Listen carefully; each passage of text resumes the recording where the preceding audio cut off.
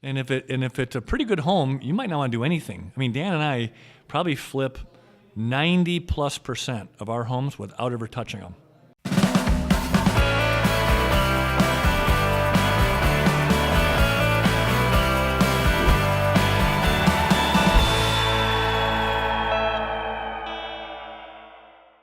Welcome back, everybody, and we're going to be reviewing today in this session a little bit more of the 4 important aspects of buying mobile homes locally and long distance. So let's talk a little bit about local and long distance. So local buying is really buying in your backyard. I mean, whatever you're comfortable driving to. For us, we're in Michigan. I put 35,000 miles a year on my car, so it tells you a little bit how far I'm willing to go. You might be a little different. I mean, and it might be different for Dan. You know, he may be comfortable at 3 hours, and that's it. It could be, some of you are willing to go an hour. So you got to address that. Yeah, we've actually jumped in a plane a time or two to go and look at a deal that we thought was, sweet enough and had enough meat on the bone, as they say, to make that worth that investment. That's right. Yeah, so locals are, it's really up to you what you're comfortable with. And those are the ones you're probably going to go look at yourself. All right. Now, long distance is different. Long distances could be something for some people over 3 hours. It could be 10 hours. We've kind of mastered long distance buying and selling. We're going to talk a little bit about that. So long distance, I mean, we buy homes, I think up to 16 states now. And we're licensed in a lot of them. We know the ins and outs. So, it gives us the confidence to go in these states, right? And so, that's something that, some of you are going to come across is at what comfort level do you want to go, look for homes? If you've got a sweet deal and you're in Kansas and there's a really sweet deal in Oklahoma that you can make $5 to $10,000 on, are you willing to do that? And only you can answer that. The answer for Dan and I is heck yes. Absolutely. Yep.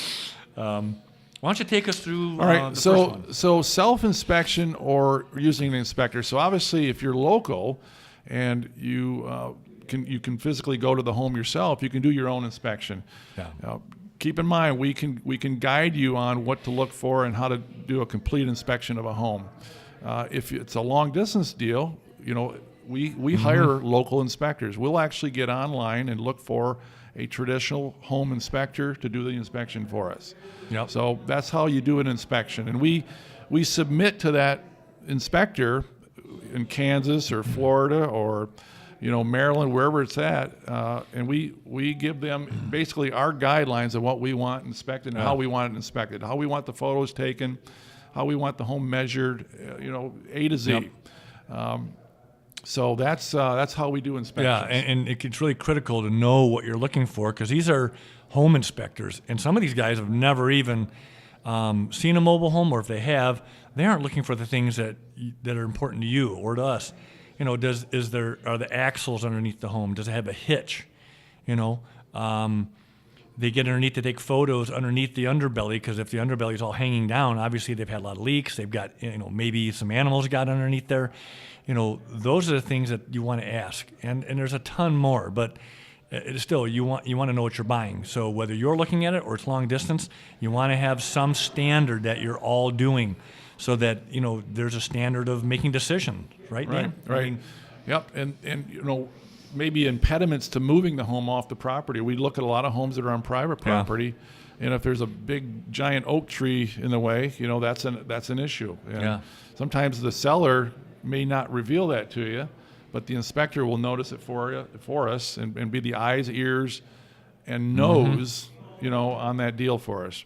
Yeah, that's huge. You said, trees and nose, because we go online and we look from a satellite view to see what the land looks like, look at the home, see, does this have, sometimes you can't even see the home. It's like it's here, and you go, oh my gosh, it's in the woods.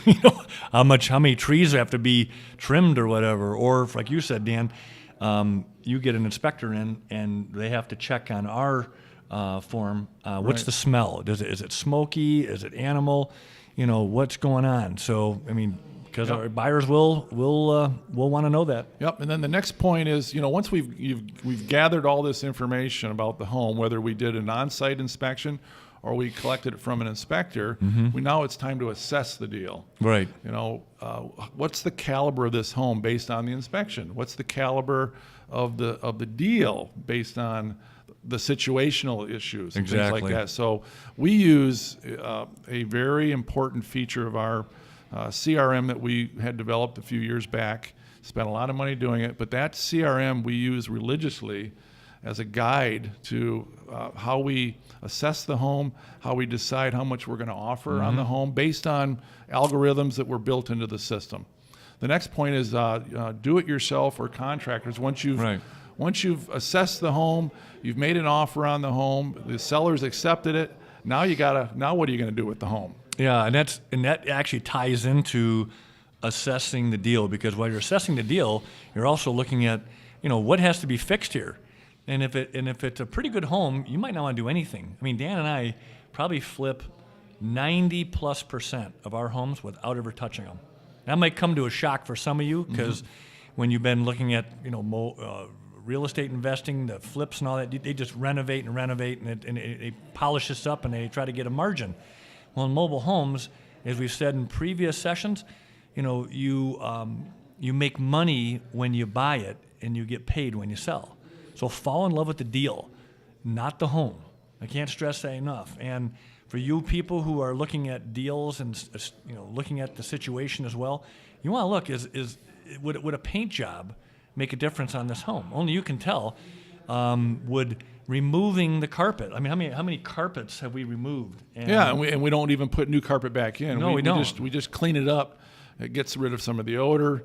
It makes it easier for the next buyer, the next investor maybe that's going to buy that home to get the new carpet in. We just save them a step, right? Yep, exactly. Buyers. So this is obviously really important. When you acquire a property, it's now in your inventory. You gotta sell it. Yep. That's the hard. That's the other end of the equation. You do. You got to have a buyer, otherwise this is just going to be one big anchor. Right. So we've developed a buyer list over many years. It's a buyer list that counts in the thousands and thousands of buyers. Yeah. And I would say probably over the last 10 years or so, we've dealt with hundreds of buyers. Some of them many times, more than once, and they're routine, regular buyers. But we're always mining or cultivating new buyers every day, trying to bring them into our network. That's extremely important in this business. You got to be able to have an exit strategy on your home. You're right, Dan. And another thing you look at is if it's a retail or a wholesale model, completely different. Yep. The deal doesn't change. All the rest of those don't change. The only thing that changes is your buyer list, because if it's a retail home, it's going to stay where it's at, right? You're going to gussy it up. Maybe you won't gussy it up. Maybe you'll vacuum it and put a for sale sign and try to get a retail buyer. You don't even know who that buyer is going to be yet. So signs in the window, putting it on social media, working with the park, putting flyers out. I like to put big colorful flags up to grab attention. But you're trying to draw people. But you got a lot of competition in that area. You got the park, you got other people, you got other FSBOs.